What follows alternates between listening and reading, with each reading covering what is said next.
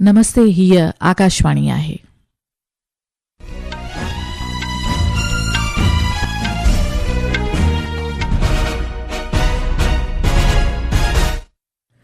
सुबुह सिंधी समाचारनि सां गॾु मां गीता भाटिया। श्री सीपी राधाकृष्णन अॼु सुबुह जो नई दिल्लीअ में भारत जे 15 नायब राष्ट्रपतिअ तौरु उहिदे जो कसम खणंदो।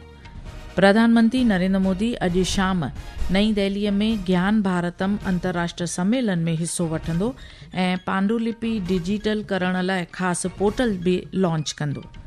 सूचना ऐं संचार सिरिश्ते खे मज़बूत करण जे लिहाज़ खां अॼु INS अरावलीअ खे भारतीय बहरी फ़ौज में शामिल कयो वेंदो। नई दिल्लीअ में अमरीका जे नए चूंडियल सफ़ीर सर्जियो गौर ॿुधायो आहे त भारत अमरीका विच में ॿितरफ़ी रिश्ता आलमी सतह ते ख़ासि जाइ वालारियनि था। ब्राज़ील जी सुप्रीम कोर्ट तख़्तो पलटण जी साज़िश वारे मामले तहत अॻूणे राष्ट्रपति ज़ेयर बोल्सोनारो खे 27 साल जेल जी सज़ा जो हुकुम ॾिनो।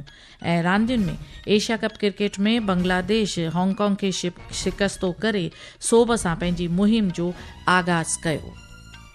समाचार तफ़सील सां। श्री सीपी राधाकृष्णन भारत जे 15 नायब सदर तौरु अॼु उहिदे जो कसम खणंदो। अॼु सुबुह जो राष्ट्रपति भवन में राष्ट्रपति द्रौपदी मुर्मू श्री सीपी राधाकृष्णन खे उहिदे ऐं राज़दारीअ जो कसम खणाईंदी। ध्यानु ॾियारियूं त हिन महीने 9 तारीख़ ते नायब राष्ट्रपति पद वास्ते करायल चूंडुनि में बतौर NDA उम्मीदवार सीपी राधाकृष्णन 452 वोट हासिल कया। हिकु रिपोर्ट।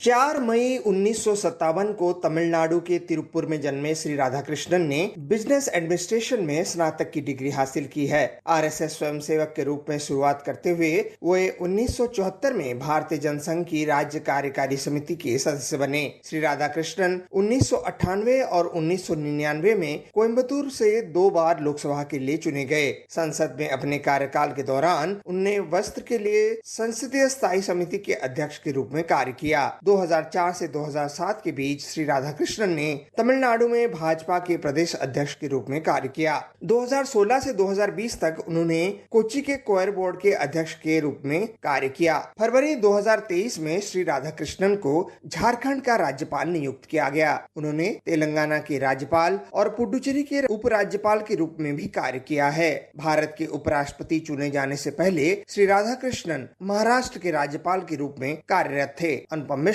आकाशवाणी समाचार। प्रधानमंत्री नरेंद्र मोदी अॼु शाम जो नई दिल्लीअ में ज्ञान भारतम अंतर्राष्ट्रीय सम्मेलन में हिस्सो वठंदो। श्री मोदी पांडुलिपियों जे डिजिटल करण जी हिफ़ाज़त करण ऐं सार्वजनिक यानी अवाम ताईं उन जी पहुच में तेज़ी आणण वास्ते हिकु ख़ासि डिजिटल प्लेटफॉर्म ज्ञान भारतम पोर्टल जो बि शुभारंभ कंदो। प्रधानमंत्री इन मौक़े ते मौजूदु मेड़ खे पिणु ख़िताब कंदो। 3 ॾींहनि जो इहो सम्मेलन काल्ह नई दिल्लीअ में शुरू थियो आहे ऐं इन में पांडुलिपि वरसे जे ज़रिए भारत जे ज्ञान वरसे खे ॿीहर हासिल करण विषय बाबति मज़ाकरात थींदी। प्रधानमंत्री नरेंद्र मोदी चयो आहे त मॉरिशस जे प्रधानमंत्री डॉक्टर नवीन चंद्र रामगुलाम जे काशी दौरे सां शहर जी सक़ाफ़ती अहमियत अञा बि वधीक वधी वई आहे।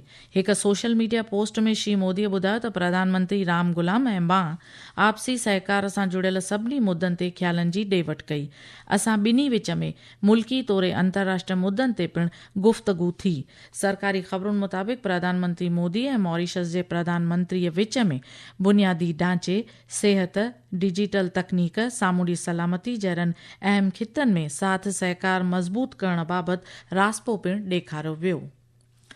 चूंड कमीशन अॼु सभिनी सूबनि ऐं मर्कज़ी रियासतुनि जे मुख्य चूंड ऑफिसर दफ़्तर जे मीडिया ऐं संचार अमलदारनि वास्ते हिकु ॾींहं जी कार्यशाला जो आयोजन कयो आहे। कार्यशाला जो मक़सदु इहो चिटो करणु आहे त मुल्क में चूंडूं जोरजक जे नियमनि मुताबिक़ ऐं कानून जे दायरे हेठि मुंतज़िम थींदियूं आहिनि।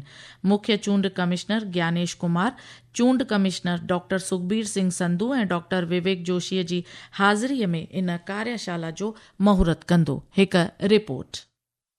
इस कार्यशाला का उद्देश्य ये स्पष्ट करना है कि देश में चुनाव संविधान के अनुसार होते हैं और कानूनी, तथ्यात्मक तथा नियम आधारित सूचनाओं को समय पर तथा समन्वित तरीके से संप्रेषित करने के महत्व को बताना है। मुख्य चुनाव आयुक्त ज्ञानेश कुमार, चुनाव आयुक्तों डॉक्टर सुखबीर सिंह संधू और डॉक्टर विवेक जोशी की उपस्थिति में कार्यशाला का उद्घाटन करेंगे। निर्वाचन आयोग ने कहा कि चुनावी प्रक्रियाओं के संबंध में जनता को गुमराह करने वाली गलत सूचनाओं में हाल में हुई वृद्धि को देखते हुए कार्यशाला का उद्देश्य राज्यों और केंद्र शासित प्रदेशों में सीईओ कार्यालयों के संचार तंत्र को तथ्य आधारित प्रतिक्रियाओं के साथ भ्रामक सूचनाओं का मुकाबला करने योग्य बनाना है। पल्लवी की रिपोर्ट के साथ समाचार कक्ष। ही ख़बरूं तव्हीं आकाशवाणी तां ॿुधी रहिया आहियो। वधीक ख़बरुनि जे लाइ तव्हां असीं वेबसाइट newsonair.gov.in खे फॉलो करे सघो था। INS अरावली सामूंडी ॿेड़ो अॼु बहरी फ़ौज में शामिल थींदो। मुल्क जे सामूंडी सरहदनि जी हिफ़ाज़त वास्ते इहो हिकु अहम क़दम लिखियो पियो वञे। इन ॾिस में रक्षा वज़ारत बयान जारी कंदे वधीक ॿुधायो त बहरी फ़ौज में सूचना ऐं संचार सिरिश्ते खे मज़बूत करण जे लिहाज़ खां अरावलीअ खे तयारु कयो वियो आहे। अॼु गुरुग्राम में इन मौक़े जी सदारत बहरी फ़ौज जो वॾेरो एडमिरल दिनेश के त्रिपाठी कंदो। लोकसभा सरबराह ओम बिरला सियासी धुरियुनि ऐं चूंड कयल एज़ियुनि खे पार्लियामेंट में सार्थक बहस मुबहसो करण ऐं चर्चा ऐं ॻाल्हि ॿोल जो अहिड़ो मंच बणाइण जो सॾु ॾिनो आहे जिते राष्ट्र अहमियत ऐं अवामी दिलचस्पीअ जे मुद्दनि खे खणी सघिजे थो। बेंगलुरु में 11हें राष्ट्रमंडल मेंबरनि जे संघ भारतीय खिताई सम्मेलन जी इफ़्तिदा वारे मौक़े ते श्री बिरला विधायकनि सां सियासी लाॻापे खां परे अवामी एवज़ीअ जे रूप में भाग वठण ते ज़ोरबार भरियो। मरकज़ी आमदरफ़त मंत्री नितिन गडकरी अॼु शाम जो मुख्यमंत्री देवेंद्र फडणवीस जी हाज़िरीअ में नागपुर शहर में नागपुर अमरावती क़ौमी शाहरे ते 4 लेन वारे फ्लाई ओवर जो उद्घाटन कंदो। 191 करोड़ रुपयनि जी लागत सां ठाहियल लॻभॻि 3 किलोमीटर इहो लंबो 4 लेन वारो फ्लाई ओवर नागपुर विश्वविद्यालय चौक खे नागपुर जे RTO सां जोड़ींदो। अंतर्राष्ट्रीय ख़बरुनि में ब्राज़ील जे अॻूणे सदर ज़ैर बोल्सोनारो खे फ़ौजी तख़्तो पलटण जी साज़िश ऐं मुल्क में जमहूरियत खे नष्ट करण जी कोशिश जे इल्ज़ाम हेठि 27 सालनि खां मथे जी ताउमिर जी सज़ा ॿुधाई वई आहे। नई दिल्ली में अमरीका जे नए भारतीय सफ़ीर सर्जियो गौर ॿुधायो आहे त भारत अमरीका बाहमी रिश्ता आलमी सतह ते ख़ासि जाइ वालारिन था। बतौर नए सफ़ीर सीनेट में पंहिंजी मुक़ररीअ दौरान श्री गौर भारत खे हिकु अहम रणनीतिक भाईवार करे ॿुधायो। हिन ॿुधायो त भारत जो भौगोलिक स्थान, आर्थिक विकास ऐं फ़ौजी सघ गॾियल सलामती मुल्कनि खे अॻिते वधाइण में अहमियत भरी आहे। एशिया कप क्रिकेट में काल्ह आबूधाबीअ में बांग्लादेश हांगकांग खे 7 विकेटुनि तां शिकस्तो करे पंहिंजी पहिरीं जीत दर्ज कई आहे। हांगकांग पारां 144 रन्सुनि जो मक़सदु बांग्लादेश जी टीम 14 बाल बाक़ी रहंदे हासिल करे वरितो। लिटन दास खे मैन ऑफ द मैच सां नवाज़ियो वियो।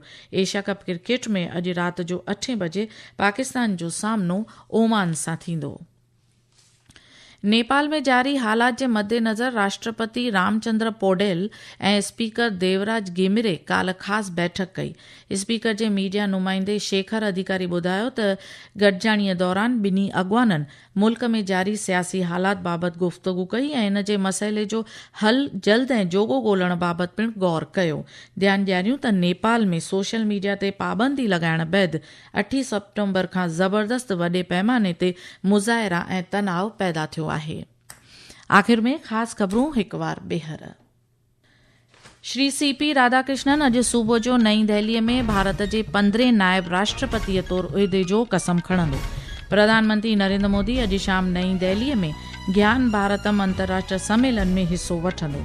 सूचना ऐं संचार सिरिश्ते खे मज़बूत करण जे लिहाज़ खां अॼु INS अरावलीअ खे भारतीय बहरी फ़ौज में शामिल कयो वेंदो। नई दिल्लीअ में अमरीका जे नए चूंडियल सफ़ीर सर्जियो गौर ॿुधायो आहे त भारत अमरीका विच में ॿितरफ़ी रिश्ता आलमी सतह ते ख़ासि जाइ वालारिन था। ब्राज़ील जी आला तरीन अदालत तख़्तो पलटण जी साज़िश वारे मामले तहत अॻूणे राष्ट्रपति बोल्सोनारो खे 27 साल जेल जी सज़ा जो हुकुम ॾिनो।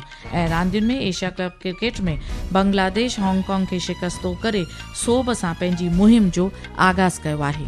आकाशवाणीअ तां सिंधी समाचारनि जो अंक ते पूरो थियो। नमस्ते।